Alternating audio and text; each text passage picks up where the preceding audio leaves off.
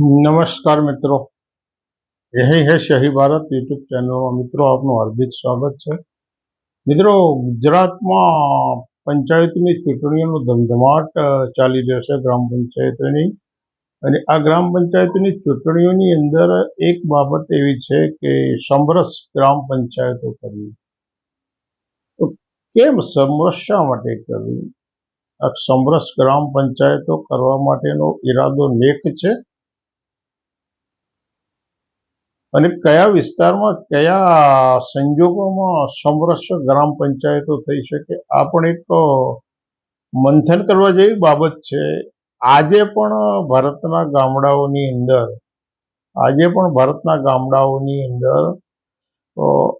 માત્ર અનુસૂચિત જાતિ નહીં, અનુસૂચિત જાતિ, જનજાતિ અને અન્ય પછાત વર્ગના લોકોને ખાટલા ઉપર બેસવામાં પણ રોકટોક અથવા તો એથી પણ કંઈક વધારે ગંભીર ઘટનાઓ બનતી હોય છે।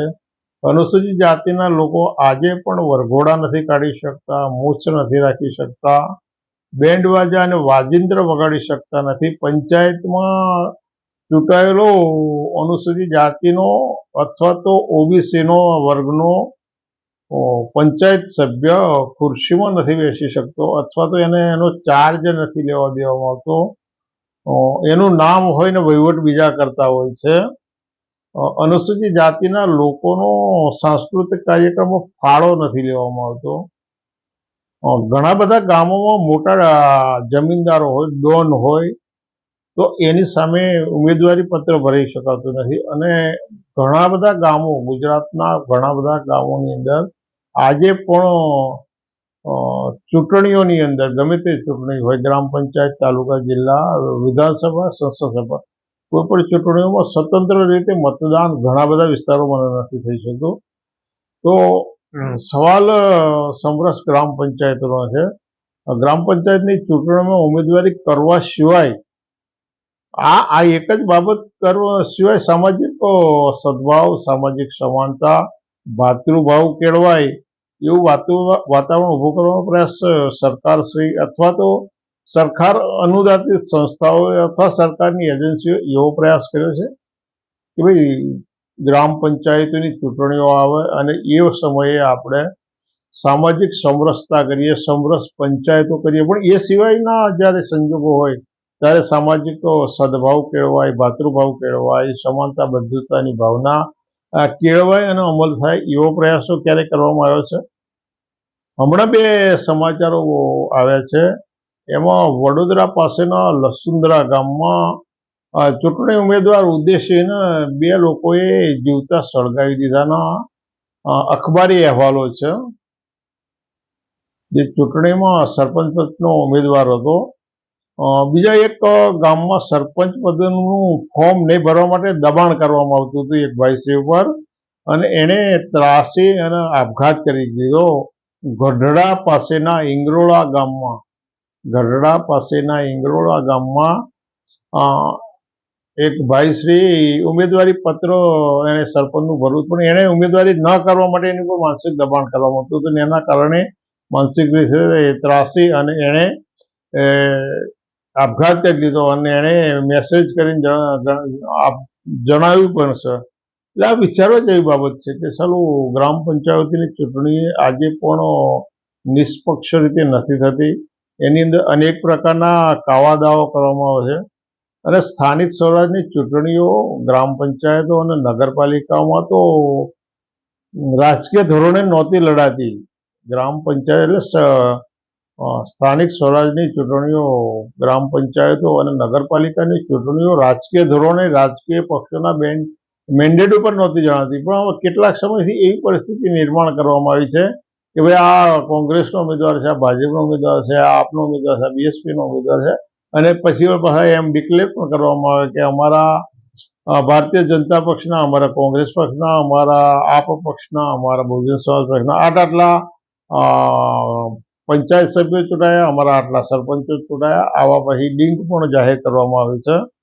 તો જે ગામમાં મોટા માથાભારે લોકો હોય, જમીનદારો હોય, સાંસ્કૃતિક વર્ચસ્વવાળા લોકો હોય, એ લોકોને બિનહરીફ કરવા માટેનું આ એક વ્યવસ્થિત પ્લાનિંગ નથી। ગામમાં તો ઘણા બધા લોકો ગરીબ હોય, પરંતુ ઉચ્ચ શિક્ષિત હોય, વિચારશીલ હોય, ન્યાયપ્રિય હોય એના માટે સમરસતામાં સ્થાન ખરું, એને તક મળે ખરી? ના મળી શકે. કેમ ના મળી શકે? કારણ કે એનો અવાજ બુલંદ કરી શકે એવી આર્થિક સત્તા આવા લોકો પાસે નથી. અને અનામત બેઠકોમાં પણ વળી પાછા જે અનુસૂચિત જાતિ, જનજાતિ અને અન્ય પછાત વર્ગની જે અનામત બેઠકો છે એની અંદર તે જ્યારે સમરસતા કરવાની વાત આવે ને એટલે દારૂડિયો હોય, મજૂર હોય, એમનો જણ તરીકે કામ કરતો હોય, નોકર તરીકે કામ કરતો હોય, એમનું છાણ વાસીદું કરતો હોય, એના સફાઈ કામદાર તરીકે કામ કરતો હોય ને એના આગળ કરવામાં આવે છે. એના આગળ કરવામાં આવે છે અને એને ફરજ પાડવામાં આવે છે, તારે ચૂંટણી લડવાની છે, વહીવટ અમે કરીશું, ખર્ચો અમે કરીશું, તું ચૂંટણી લડ. અને પછી સંજોગો, વાસ્તવિક રીતે સંજોગો એવા નિર્માણ થયા છે કે સેંકડો પંચાયતોની અંદર અનુસૂચિત જાતિનો હોય, જનજાતિઓ તો અન્ય પછાત વર્ગનો નાગરિક સરપંચ હોય, પણ માત્ર ને માત્ર એને સહી કરવા પૂરતી ખબર હોય છે, એના આગળ પાછળના વહીવટની ખબર નથી. આ ઓન ધ રેકોર્ડેડ થયેલી બાબતો છે. દબંગ અને માથાભારે લોકો તો સમરસના નામે આ એક નાગાઈનો પરવાનો મેળવી રહ્યા છે. દબંગ અને માથાભારે લોકો છે ને એ તો સમરસતાના નામે એમના આ નાગાઈનો એક પરવાનો છે. સમરસ પંચાયતો કરીને તમે નાગરિકોના મૂળભૂત અધિકારો ઉપર તરાપ છે. અંદર સમરસ પંચાયતોના નામે નાગરિકોના મૂળભૂત અધિકારો ઉપર તરાપ છે. દરેક નાગરિકના ચૂંટણી લડવાનો, ઉમેદવારી કરવાનો, મત આપવાનો, સ્વતંત્ર રીતે મત આપવાનો બંધારણ રીતે અધિકાર છે, પરંતુ સમરસતાના નામે એના અધિકારો ઝૂંટવાઈ જાય છે. એટલે ગ્રામ પંચાયતો એક એવું માધ્યમ છે, કે ગામનો ગરીબ શોષિત હોય એને પોતાના વિચારો વ્યક્ત કરવાનો, પોતાનું વ્યક્તિત્વ વિકાસ કરવાનો અને પોતાને ક્યાંક આગળ વધવા માટેની તક મળે. ગામનો ગરીબ હોય, શોષિત હોય, મજૂર હોય, પરંતુ આ એક માધ્યમ એવું છે ગ્રામ પંચાયત કે એની દ્વારા એ પોતાના વિચારો વ્યક્ત કરી શકે. પોતાના સારા વિચારો હોય, ન્યાયપ્રિય માણસ હોય તો એ ગામના વિકાસની અંદર સારું યોગદાન આપી શકે અને ક્રમશઃ એ તાલુકા જિલ્લા કક્ષાએ પણ પોતાનું વ્યક્તિત્વ વિકસાવી શકે. એટલે ગ્રામ પંચાયતો રહીને એ વ્યક્તિત્વ વિકાસનું એક પહેલું પગથિયું છે. આમ આદમી માટે ગ્રામ પંચાયતો એના વ્યક્તિત્વ વિકાસનું, એના સામાજિક વિકાસનું, એના નૈતિક વિકાસનું પહેલું પગથિયું છે. પણ એ પહેલું પગથિયું જ ખોદી નાખવાનો પ્રયાસ જો કરવામાં આવે તો એ તાલુકા જિલ્લાએ નથી પહોંચી શકવાનો. ઘણા બધા કિસ્સાઓ ભારતની અંદર એવા નોંધાયા છે કે ગ્રામ પંચાયતની અંદર ગરીબ હોય, શોષિત હોય, પીડિત હોય, પણ વિચારશીલ હોય એવો નાગરિક ગ્રામ પંચાયત દ્વારા એનો સભ્ય બને, એનો સરપંચ બને અને પછી ધારાસભ્ય સુધી પહોંચ્યા હોય એવા રેકોર્ડેડ બનાવો બન્યા છે. એટલે સામાજિક સમરસતાના નામે, સમરસ પંચાયતોના નામે નાગરિકોના મૂળભૂત અધિકારો ઉપર ઇનડાયરેક્ટ તરાપ વાગે છે અને સાથે સાથે દબંગ લોકોના એક આ નાગાઈનો પરવાનો મળે છે. મિત્ર, તમે જાગૃત નાગરિક તરીકે તમે આ વિડીયો જોઈ રહ્યા હોય, તમે સમજતા હોય તો આને વધુમાં વધુ વાયરલ એટલા માટે કરો કે સમરસ પંચાયતો કરવાથી શું થાય છે? સ્વચ્છ વહીવટ થાય છે, નીતિમય, પ્રમાણિક રીતે પારદર્શક વહીવટ થાય છે, ગામની અંદર વસતા તમામ લોકોને એના પૂરેપૂરા માળખાકીય લાભો પૂરા મળે છે.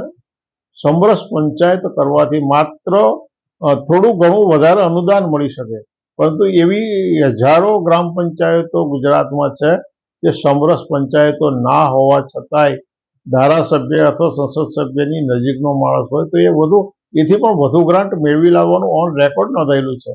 માટે સમરસ પંચાયત બને અને 5-10 લાખ રૂપિયાની ગ્રાન્ટ વધારે મળે, પણ પછી એ જ સરપંચનો વહીવટ સ્પષ્ટ છે, પારદર્શક છે, નીતિમય છે અને ગામના દરેક ગરીબ શોષિતના માળખાકીય સુવિધાઓ પૂરેપૂરી મળી છે એવું બની શકે છે.